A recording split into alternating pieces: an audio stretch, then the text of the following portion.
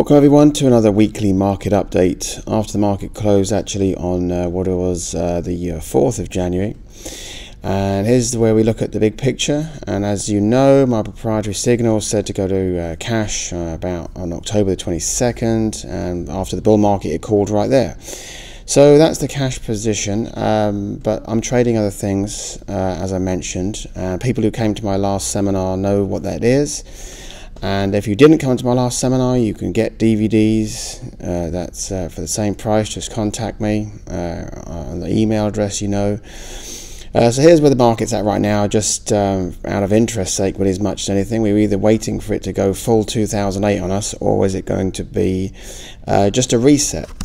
And so it's bouncing back nicely, but as expected from what was an extremely oversold condition.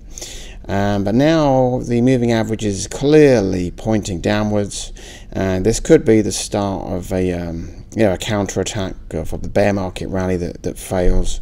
So we will see. Not holding much hope out, but we don't like to second guess. Here's the daily chart for what it's worth. We can see there it's I mean, this bounce is not backed up by much heavy buying volume, so it would need to really overcome this sort of level right here before it could make an attack back on its 200-day moving average. A lot of work. It's got its work cut out if it's going to give us another signal anytime soon. So if you are someone who came to the last seminar, you know I'm trading commodities while I'm waiting for the market to sort itself out. And well, in any case, commodities are just a great thing to trade anyway, as I explained. So that is all for this week, and I will speak to you next time.